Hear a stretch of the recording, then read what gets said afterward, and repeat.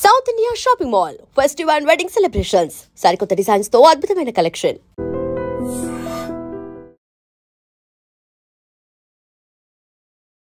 India Pakistan మధ్య ఉద్రిక్తతలు చల్లారాయి. అందుకు సంబంధించి కాల్పుల విరమణ ఒప్పందాన్ని ఇరు దేశాలు పాటిస్తున్నాయి.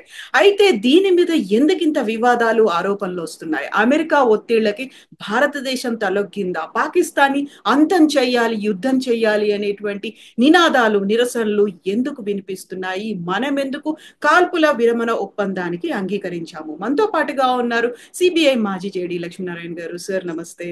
నమస్తే కవిత గారు.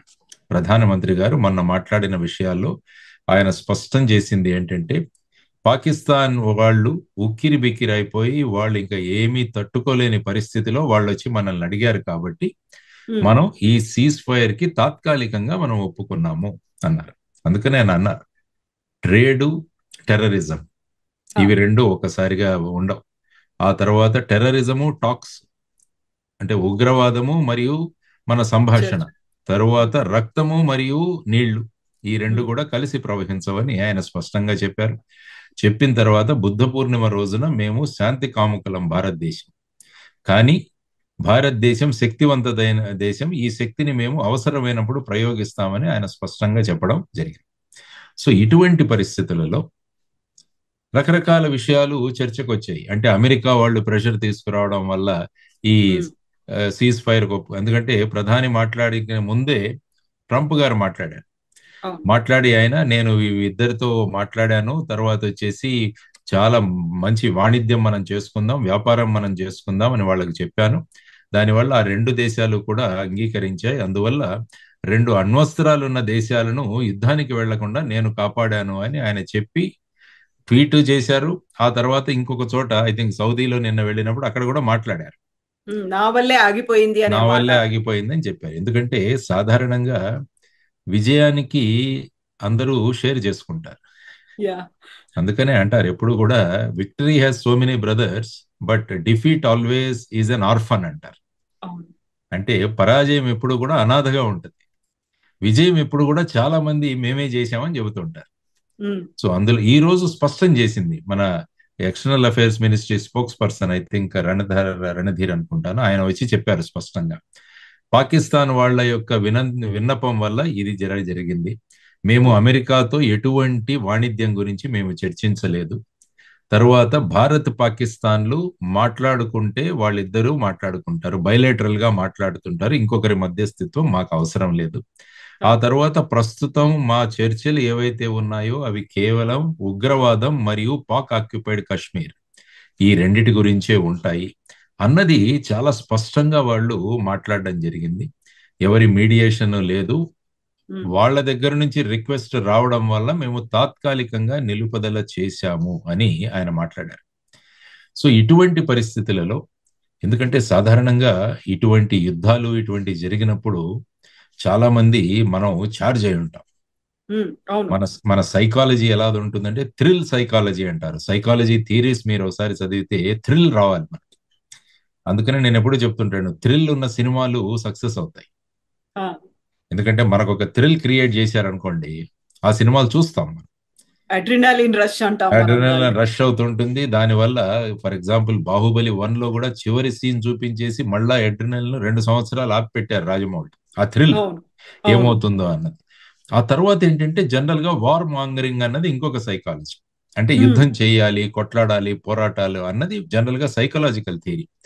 కానీ ప్రజల యొక్క ఆశాభావం ఏంటంటే ఈ పాక్ ఆక్యుపైడ్ కాశ్మీర్ అన్నది మన భూభాగం, దీన్ని వాళ్ళు అన్యాయంగా తీసుకున్నారు కాబట్టి ఇటువంటి అవకాశం మళ్ళా రాదు. సో ఈ పాక్ ఆక్యుపైడ్ కాశ్మీర్ ను మళ్ళా మన భూభాగంలో కలుపుకోవడానికి ఇంతకు మించిన అవకాశం దొరకదు. ఎందుకంటే పాక్ ఆక్యుపైడ్ కాశ్మీర్ ని, పాక్ ఆక్రమిత కాశ్మీర్ ని వీళ్ళు ఉగ్రవాద చర్యలకు ఉపయోగిస్తున్నారు. కాబట్టి ఇటువంటి పరిస్థితులలో మనం దాన్ని చేయాల్సింది, ఒక అవకాశాన్ని పోగొట్టుకున్నామా అన్నది చాలా మంది మాట్లాడుతున్న విషయం. సో దానితో ప్రభుత్వ చర్యలు చెబుతున్న ఈ స్పోక్స్ పర్సన్స్ ఎవరైతే ఉన్నారో, విక్రమ్ మిస్త్రీ గారు కావచ్చు, అమ్మాయి సోఫియా ఖురేషి కావచ్చు, లేకుంటే వ్యోమికా సింగ్ కావచ్చు, వీరి గురించి వాళ్ళు ట్రోల్ చేయడం మొదలు పెట్టారు చాలా చోట్ల. పాపం చివరికి విక్రమ్ మిశ్రీ గారు తన ట్విట్టర్ అకౌంట్ నే క్లోజ్ చేయాల్సి వచ్చింది ఆయన ఆ పరిస్థితులలో. భారతదేశం మళ్ళా కూడా విక్రమ్ మిస్త్రీ గారు ఆయన స్వయంగా తన అభిప్రాయాలు వ్యక్తం చేయట్లేదు, ప్రభుత్వం యొక్క అభిప్రాయాలను ఆయన ఒక స్పోక్స్ పర్సన్స్ గా ఆయన మాట్లాడుతున్నాడు. సో ఈ విధమైన పరిస్థితుల్లో సోషల్ మీడియాలో చాలా ట్రోలింగ్ జరిగింది. సో ఇప్పుడు మనం చూడాల్సిన అంశం ఏంటంటే, ఇప్పుడు ఇంకొకటి ఏంటంటే 1971 బంగ్లాదేశ్ విమోచన గురించి ఇప్పుడు చర్చ జరుగుతోంది మళ్ళా. అప్పుడు ఇందిరాగాంధీ గారు ప్రధానమంత్రిగా ఉన్నారు, ఆవిడ అమెరికా ప్రెసిడెంట్ నిక్సన్, తర్వాత secretary of state henry Kissinger, వీళ్ళు కూడా భారతదేశానికి మద్దతు పలకకున్నా కూడా ఆవిడ ధైర్యంగా బంగ్లాదేశ్ విమోచనలో మన సైన్యాలను పంపి ఈస్ట్ పాకిస్తాన్ ని వెస్ట్ పాకిస్తాన్ నుంచి సపరేట్ చేసి బంగ్లాదేశ్ అనే కొత్త దేశం తయారవడానికి ఆవిడ ధైర్య సాహసాలు చూపించింది అని ఒక కంపారిటివ్ మొదలు పెట్టారు చాలా చోట్ల. ఐరన్ లేడీ అని అంటే ఆ సందర్భంగా అప్పుడు మనం చూసుకుంటే ఈవెన్ అటల్ బిహారీ వాజ్పేయి గారు కూడా ఇందిరాగాంధీని దుర్గతో పోల్చారు. ఎందుకంటే ప్రతిదీ మనం రాజకీయం చేయకుండా ఆ ఇన్సిడెంట్ గురించి మనం మాట్లాడాలి. యాక్చువల్గా మీరు 1971 బంగ్లాదేశ్ గురించి ఒకసారి ఆలోచిస్తే అప్పుడు ఈ రెండు దేశాలు న్యూక్లియర్ దేశాలు కావు. ఈ రెండు దేశాల మధ్య అణ్వస్త్రాలు లేవు. కన్వెన్షనల్ వార్ఫేర్ అంటే మన సైన్యము, తర్వాత ఎయిర్ ఫోర్సు, నేవీ, మామూలుగా ఈ మూడు వాట్ల గురించి వస్తుంది. అప్పుడు ఇంత టెక్నాలజీ కూడా లేదు అక్కడ. ఈ డ్రోన్లు కానీ మిసైల్స్ కానీ ఇలాంటి టెక్నాలజీ లేదు. కన్వెన్షనల్ వార్ఫేర్ తో మనం చేశాము. ఆ తర్వాత అవామీ లీగ్ అన్న పార్టీ ఎలక్షన్లలో బ్రహ్మాండమైన విజయం సాధించింది ముజిబుర్ రెహమాన్ గారి అధ్యక్షత. కానీ బంగ్లాదేశ్ కానీ వెస్ట్ పాకిస్తాన్ ఏదైతే ఉందో అంటే మన ప్రస్తుత పాకిస్తాను, వీళ్ళు ఈ ప్రభుత్వం రావడానికి వాళ్ళు అనుమతించలేదు. దానితో అక్కడ సైన్యాన్ని దింపి అక్కడ ప్రజాస్వామ్యంగా గెలిచిన పార్టీ మీద వాళ్ళు చర్యలు తీసుకోవడం మొదలుపెట్టారు. సుమారుగా 15 లక్షల మంది ఆల్మోస్ట్ అందులో మరణించారు. ఆల్మోస్ట్ 1 కోటి మంది అక్కడి నుంచి భారతదేశానికి శరణార్థులుగా కూడా రావడం జరిగింది. సో ఇటువంటి పరిస్థితులలో భారతదేశం ఏమి చేయాలి అని అప్పటి ప్రధాని ఇందిరాగాంధీ గారు అనేక దేశాలను విజిట్ చేశారు. చేసి అక్కడ వాళ్ళ మద్దతును కూడగట్టుకోవడానికి ప్రయత్నించారు. కానీ అమెరికా నుంచి మద్దతు రాలేదు. అప్పుడు రష్యాతో వెళ్ళి ఇందిరాగాంధీ గారు మాట్లాడి రష్యా భారతదేశానికి తోడుగా నిలిచింది. ఎందుకంటే రష్యా అటు చైనా పాకిస్తాన్తో ఉంది కాబట్టి రష్యా భారతదేశంతో ఉంది. ఆ తర్వాత అది వింటర్ కాబట్టి డిసెంబర్లో జరిగింది ఈ యుద్ధం. ఏదైతే 3వ తారీఖున మనం వెళ్ళాం అక్కడికి, 3వ తారీఖున వెళ్ళాం. అప్పుడు ఏంటంటే మంచి వింటర్. ఆ సమయంలో అప్పుడు చైనా సైన్యం హిమాలయాలు దాటి రావడానికి చాలా కష్టతరమైన పరిస్థితి. అందుకనే ఆ కాలంలో army general Sam Manik Shah గారు, ఆయన ఇందిరాగాంధీ గారు మార్చిలోనే అక్కడికి వెళదామని చెప్పారు. కానీ శామ్ మానిక్ షా ఏమన్నారంటే ఇది సరి అయిన సమయం కాదు, ఎప్పుడైతే వింటర్ మొదలవుతుందో ఆ సమయంలో వెళదాం మనము. ఎందుకంటే ఆ తర్వాత ఇప్పుడే వెళితే బంగ్లాదేశ్ లో వానలు ఉంటాయి, వర్షాలు పడతాయి, అది మనము ఆపరేట్ చేయలేం ఎందుకంటే కొత్త భూభాగం మరి. ఆ తర్వాత ఇవన్నీ ఆలోచించుకొని డిసెంబర్ 3న అక్కడ అడుగుపెట్టి 13 రోజుల్లో 94,000 పాకిస్తాన్ ఆర్మీని మనం శరణాగతులుగా చేసుకున్నాం. అటు వెస్ట్ సైడ్ లోనూ జరిగింది యుద్ధం. సుమారుగా 12 మన నగరాల మీద పాకిస్తాన్ వాళ్ళు ఎయిర్ ఫోర్స్ వచ్చి యాక్షన్ తీసుకోవడం జరిగింది. ఆ తర్వాత వచ్చేసి ఈస్ట్ సైడ్ న కూడా మీరు చూస్తే విశాఖపట్నం దగ్గర గాజీ అని ఒక యుద్ధ నౌక సబ్మెరైన్ కూడా వచ్చి అక్కడ మొత్తం విశాఖపట్నాన్ని అంతం చేయడానికి ప్రయత్నించారు. సో దాని మీద కూడా మనం నేవీ ద్వారా చర్యలు తీసుకున్నాం. సో ఈ విధంగా 13 రోజుల్లో ఈస్ట్ పాకిస్తాన్ ని బంగ్లాదేశ్ గా ఒక కొత్త దేశ ఆవిర్భావం జరిగింది. అక్కడ ఏంటంటే ముఖ్యంగా మనం చూసుకోవాల్సింది అక్కడ ప్రజలే ప్రభుత్వానికి ఆర్మీకి వ్యతిరేకంగా అప్పుడు తయారై ఉన్నారు. వారికి మద్దతుగా భారతదేశ సైన్యం నిలిచింది. అంటే ఏదైనా భూభాగం ఆక్యుపై చేసుకోవాలి, లేకుంటే వాటిని విమోచన చేయాలంటే ఆ ప్రజల మద్దతు అన్నది చాలా అవసరం. ఇప్పుడు దాన్నే మనం ఇక్కడికి అన్వయించుకుంటే పిఓకేకి, ప్రస్తుతం పిఓకేలో ఉన్న ప్రజలను పాకిస్తాన్ ప్రభుత్వం కానీ ఈ ఉగ్రవాద సంస్థలు కానీ భారత్కు వ్యతిరేకంగా వాళ్ళని తయారు చేశారు. ఉమ్, అందువల్ల అక్కడ మనకు వెళ్ళి అక్కడ ప్రజల మద్దతు దొరుకుతుంది అని అనుకునే పరిస్థితి లేదు అక్కడ. ఈ మధ్య మొదలైంది. ఈ మధ్య పాక్ ఆక్యుపైడ్ కాశ్మీర్లో యువతరం పెద్ద సంఖ్యలో మాకు ఈ పాకిస్తాన్ ఏమీ చేయడం లేదు అన్నది ఒక 5 లక్షల మందితో ఒక పెద్ద మీటింగ్ పెట్టడం జరిగింది అక్కడ. దానికి ప్రధానమైన కారణం ఏంటంటే మనం 2019లో ఆర్టికల్ 370ని రద్దు చేసిన తర్వాత కశ్మీర్లో జరిగిన అభివృద్ధి, ఉద్యోగ అవకాశాలు, పెట్టుబడులు, టూరిజము ఇవంతా పెరగడం వల్ల ఏమంటే కశ్మీర్లో మళ్ళా నార్మల్సీ వచ్చేసింది. దానివల్ల ప్రతి ఒక్కరికి ఆదాయం రావడం మొదలైంది. ఎందుకంటే టూరిజం బేసిక్ గా మీకు ఆదాయం అక్కడ. అందుకని కశ్మీర్ ప్రజలు ఆనందంగా ఉన్నారు. అది పాకిస్తాన్, ఆ పాక్ ఆక్యుపైడ్ కశ్మీర్ లో ఉన్న యువతరానికి అది చూసి భారతదేశం అయితే బ్రహ్మాండంగా ముందుకు వెళుతోంది, ఈ పాకిస్తాన్ ముందుకు వెళ్ళట్లేదని వాళ్ళ నిరసనలు మొదలయ్యాయి. దీన్ని మనం ఇంకా కూడా ఎక్కువగా చేయగలగాలి అక్కడ. ఎందుకంటే అక్కడ మేము పాకిస్తాన్ లో కాదు భారతదేశంలో ఉండడానికి మేము సిద్ధంగా ఉన్నాము అన్న ఒక భావనలు తీసుకురావడం అంటే యుద్ధం చేయకుండానే ఆ భాగాన్ని మనం తీసుకురావచ్చు. ఎందుకంటే యుద్ధం చేసి కూడా తీసుకురావచ్చు, ఇప్పుడు అందులో ఏం కాదు. కానీ భూభాగాన్ని ఆక్యుపై చేస్తున్నామన్న ఒక విధానం రాగానే చైనా ఎలా స్పందించిందో చూడండి. పాకిస్తాన్ సార్వభౌమత్వానికి ఎవరైనా గనక దానికి విఘాతం కలిగిస్తే మేము పాకిస్తాన్తో ఉంటామని చైనా ప్రకటించింది. ఎందుకంటే చైనాకు ప్రధానంగా పిఓకే వారికి చాలా సహాయం కావాలి, పిఓకే నుంచి. ఎందుకంటే చైనా ఇండియన్ ఓషన్, హిందూ మహాసముద్రానికి ఎలా మనం త్వరగా చేరాలా అన్న తపనలో ఉన్నారు వాళ్ళు. ఇప్పుడైతే ఏమవుతుందంటే సౌత్ చైనా సీ ఇటంతా తిరిగి రావాలి.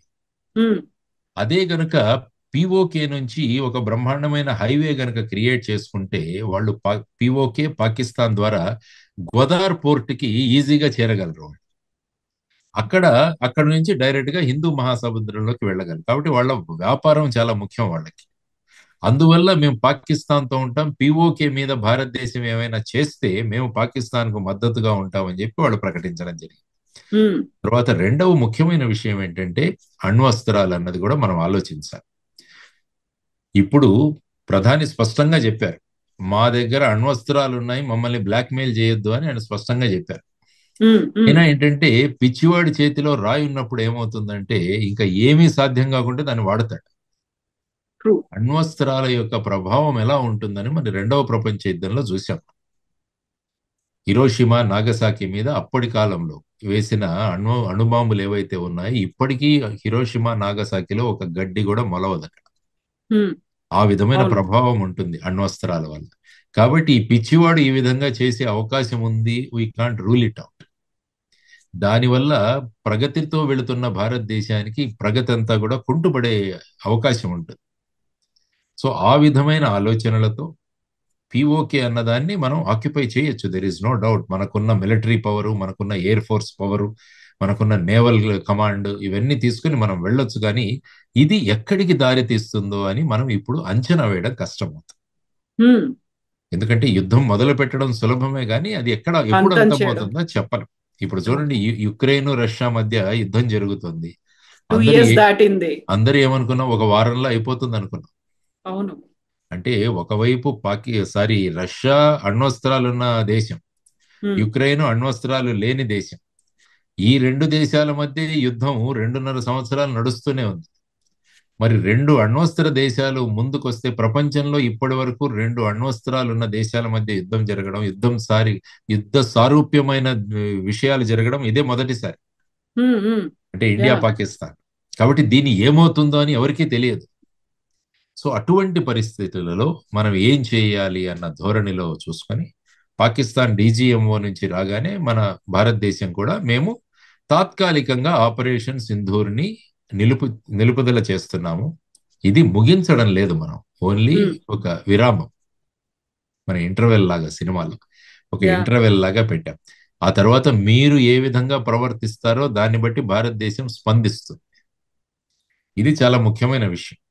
కాబట్టి ఇప్పుడు ఈ భారత పాకిస్తాన్ల మధ్య రాబోయే కాలంలో ఏం జరగబోతుంది అన్నది కూడా ఒక ఉత్కంఠ. ఎందుకంటే రకరకాల ప్రజలు, చర్చలు అవి జరుగుతున్నాయి, కంపారిజన్లు మొదలవుతున్నాయి. కాబట్టి వీటన్నిటిని పక్కన పెట్టుకొని నాయకత్వం తీసుకున్న నిర్ణయాలు భారతదేశ హితం కోసం తీసుకుంటారు. ఇది సింధూర్ ముగిసిందని ఎప్పుడు చెప్పలేదు ప్రధాని గారు. పిక్చర్ అభి బాకీ హై అనేది బాకీ హై అని నర్వానే గారు కూడా చెప్పారు. ఎక్స్ ఆర్మీ చీఫ్ నర్వానే గారు తన దీంట్లో ట్విట్టర్ లో కూడా పెట్టారు. వీరు కూడా స్పష్టంగా చెబుతున్నారు, మీరు యు బీ రెడీ, మీ ప్రవర్తన మీద ఆధారపడింది. ఈ రోజు చూసుకుంటే షోపియాన్ లో 3 టెర్రరిస్టులను మట్టుబెట్టడం జరిగింది మనం. సో ఆ విధమైన పరిస్థితులలో ఇప్పుడు ఏం చేయాలి అన్న దాని గురించి కూడా మనం కొద్దిగా చర్చించుకోవాలి. అంటే ఈ చర్చలు ఎక్కడ జరుగుతాయి అన్నది కూడా ఒకటి, ఎప్పుడు జరుగుతాయి అన్నది కూడా ఒకటి. ఈ రోజు cabinet committee for security meeting కూడా ఈ రోజు జరిగింది. దాని అవుట్కమ్ ఏముంటుందో తెలుస్తుంది మనకు. సపోజ్ ఈ చర్చలు జరిగితే భారతదేశం ప్రధాని గారు కూడా మాట్లాడారు. ఆయన ముఖ్యంగా చెప్పడం ఏంటంటే, భారతదేశానికి కావలసిన ఉగ్రవాదులు ఎవరైతే ఉన్నారో వాళ్ళందరినీ కూడా పాకిస్తాన్ మాకు అప్పజెప్పాలి. దావూద్ ఇబ్రహీం కావచ్చు, మౌలానా మసూద్ అజర్ కావచ్చు, హఫీజ్ సయ్యద్ కావచ్చు, లఖ్వీ కావచ్చు, ఇటువంటి టెర్రరిస్టులు భారతదేశ కేసుల్లో ఉన్నారో వాళ్ళందరినీ కూడా మాకు అప్పజెప్పాలి. అది ఒక కండిషన్ కావచ్చు. రెండవది, పాక్ ఆక్యుపైడ్ కశ్మీర్ ను మీరు మాకు రిటర్న్ చేయాలి, ఎందుకంటే మా భూభాగం అది. మీరు అప్పుడు రిజల్యూషన్ 47 ప్రకారం మీ సైన్యం అంతా కూడా అక్కడి నుంచి వెళ్ళిపోవాలని చెప్పి యునైటెడ్ నేషన్స్ చెప్పినా కూడా మీరు అక్కడే ఉన్నారు. కాబట్టి దాన్ని బట్టి మీరు వెళ్ళిపోవాలి. సో ఇటువంటివి పాక్ ఆక్యుపైడ్ కశ్మీర్ నుంచి ఈ విధంగా మాట్లాడచ్చు. యాక్చువల్ గా మీరు చూసుకుంటే నిన్న బలూచిస్తాన్ అదొక స్వతంత్ర దేశంగా ప్రకటించుకుంది. అవును, బలూచిస్తాన్ అన్నది స్వతంత్ర దేశంగా ప్రకటించుకుంది. కాబట్టి పాకిస్తాన్ కి ఇంకొక తలనొప్పి మొదలైంది, ఇంకొక ముక్క అయిపోయింది. ముక్క అయిపోయింది అది. తర్వాత అక్కడ ఉన్న బలూచిస్తాన్ లిబరేషన్ ఆర్మీ వాళ్ళు కూడా ఇంతకు ముందు 10, తర్వాత 12, 22 మంది పాకిస్తాన్ ఆర్మీని పొట్టన పెట్టుకున్నారు. రైలు హైజాక్ చేశారు, అక్కడ ట్రైన్ హైజాకింగ్ జరిగింది. 8 మంది చైనీస్ ఇంజనీర్లను వాళ్ళు అక్కడ జరుగుతున్న కార్యక్రమాల్లో, వాళ్ళ అభివృద్ధి కార్యక్రమాల్లో అక్కడ కూడా వాళ్ళ మీద అటాక్ చేయడం జరిగింది. కాబట్టి ఇంకొక ఫ్రంట్ ఓపెన్ అయింది పాకిస్తాన్. అంటే వాళ్ళతో బిజీగా ఉంటారు. సో ఇటువంటి పరిస్థితులు మనకున్నాయి. కాబట్టి మనం ఇంకొకటి ఏం చేసామంటే, Jammu and Kashmir reorganisation act 2019లో పాక్ ఆక్యుపైడ్ కశ్మీర్ కి 24 ఎమ్మెల్యే సీట్లను మనం అలాట్ చేసాం. ఇప్పుడు మీరు జమ్మూ అండ్ కాశ్మీర్ అసెంబ్లీ చూస్తే 24 సీట్లు వేకెంట్లుగా ఉన్నాయి. ఎన్నికలు జరగలేదు ఇంకా, ఎందుకంటే మనది పాక్ ఆక్యుపైడ్ కశ్మీర్ మన భూభాగం. కాబట్టి ఆ భూభాగానికి 24 ఎమ్మెల్యేలు మేము ఆల్రెడీ పెట్టున్నాం ఇందులో. కాబట్టి దాన్ని తీసుకుంటాం, ఆ 24 ఎమ్మెల్యేలు అక్కడి నుంచి వస్తారు అన్నది మన ఆశాభావం. కాబట్టి అది ఎప్పటికైనా భారతదేశంలో రావాల్సిందే. కాబట్టి ఇప్పుడు భారతదేశం ఏం చేయొచ్చు అంటే, పిఓకే గవర్నమెంట్ ఇన్ ఎక్సైల్ అని మొదలు పెట్టచ్చు. అంటే అజ్ఞాతంలో పాక్ ఆక్యుపైడ్ కాశ్మీర్ ప్రభుత్వం.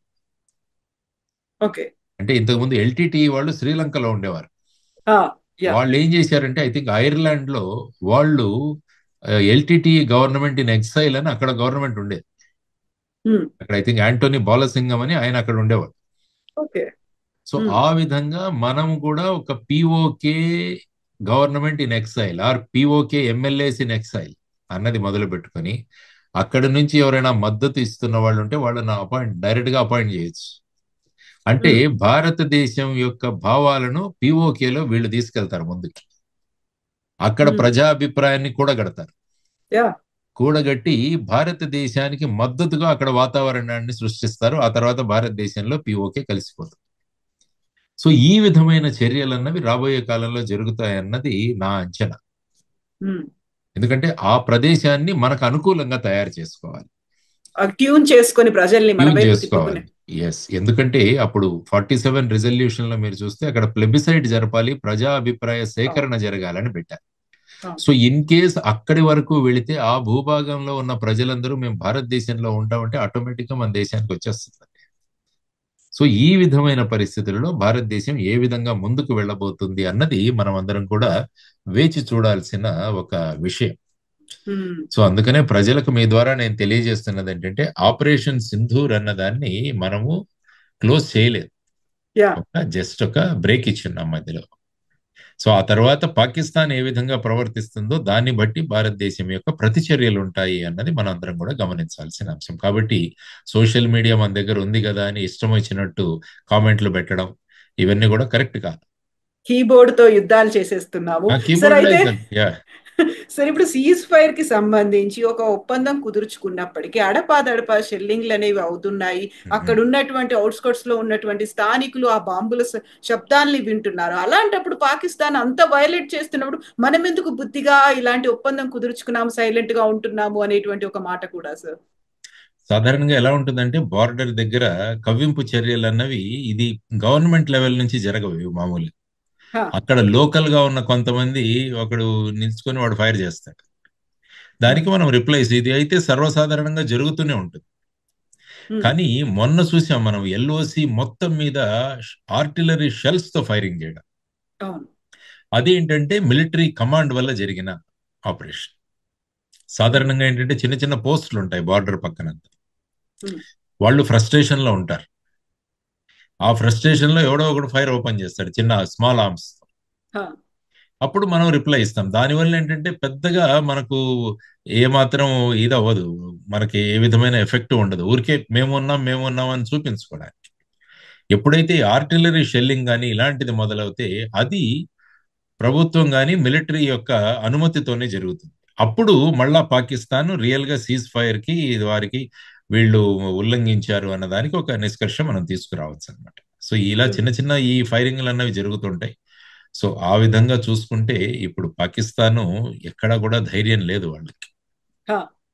భారతదేశం ఏంటో అన్నది మనం చూపించాం. అందుకనే నిన్న ప్రధానమంత్రి గారు కూడా బార్డర్ లోకి వెళ్ళి వచ్చారు. ఏ పోర్ట్ అయితే ఎయిర్ బేస్ అయితే మేము పూర్తిగా నష్టపరిచాము అని పాకిస్తాన్ ఏదైతే ప్రకటించిందో అక్కడికే వెళ్ళి వచ్చారు ఆయన. ఏదైతే భారత్ S-400 డిఫెన్స్ సిస్టమ్ ని మేము పూర్తిగా నాశనం చేశామో దాని బ్యాక్గ్రౌండ్ లో ఆయన ఫోటో వచ్చింది. అక్కడికి వెళ్ళి ఆయన వాళ్ళతో గడిపించారు. అంటే మీరు చెబుతున్నవన్నీ కూడా దాంట్లో ఏమాత్రం తథ్యం లేదు అని. తరువాత పాకిస్తాన్ మీద మనం తీసుకున్న చర్యలు ఎలా ఉన్నాయన్నవి హై రిజల్యూషన్ శాటిలైట్ ఇమేజరీస్ తో ముందు ఎలా ఉంది తర్వాత ఎలాగైంది అన్నది మనకు విజువల్స్ వస్తూనే ఉంది. నిన్న బ్రీఫింగ్ లో కూడా చూపించారు వాళ్ళ ఎయిర్ బేసెస్ ముందు ఎలా ఉంది, భారతదేశం యొక్క అటాక్ తర్వాత ఎలా తయారయ్యాయి అని చెప్పేసి కూడా చూపించారు. సో భారతదేశం ఎప్పుడు మాట్లాడినా కూడా సాక్ష్యాధారాలతో మాట్లాడుతుంది. పాకిస్తాన్ ఎప్పుడు మాట్లాడినా అభూత కల్పనలతో మాట్లాడుతుంటుంది. ఇది కూడా మనం స్పష్టం చేశాం. సో ఈ విధమైన పరిస్థితులలో రాబోయే కాలంలో భారత పాకిస్తాన్ల మధ్య ఏ విధమైన చర్చలు జరగబోతున్నాయి, ఆ చర్చల ద్వారా POK మీద ఏ విధమైన నిర్ణయాలు తీసుకోబోతున్నాయి అన్నది మనం అందరం కూడా వేచి చూడాల్సిన అంశాలండి. Thank you so much sir. చాలా క్లియర్ గా పిల్లలకి ఒక పాఠం చెప్తే ఎంత చక్కగా అర్థం అవ్వాలో అలా చెప్పినందుకు, బోల్డ్ అన్ని డౌట్స్ ఉండే అవన్నిటిని క్లారిఫై చేసినందుకు thank you so much sir. Right అమ్మా, నమస్తే. నమస్తే సార్, థ్యాంక్ యూ. నిజంగా ప్రస్తుతం ఉన్నటువంటి సమాజం దేనికి ప్రయారిటీ ఇస్తుంది? ఆర్థిక సంబంధాల చుట్టూ మాత్రమే తిరుగుతుంది. మళ్ళీ ఎన్నికలంగానే చాలా విరక్తి కలుగుతాం. మంచి అనిపిస్తుంది కదా, లేడీస్ కూడా ఛాలెంజింగ్ జాబ్స్ చేసినప్పుడు చాలా బాగుంటది. ట్రాఫిక్ అసిస్టెంట్స్ గా నియమించిన ట్రాన్స్జెండర్స్ అందరితో సాల్యూట్ చేయించుకుంటున్నారు. ఫుడ్ డెలివరీ ఇవ్వటానికి వెళ్ళినటువంటి డెలివరీ బాయ్ అనిల్ పై కళ్ళ ముందు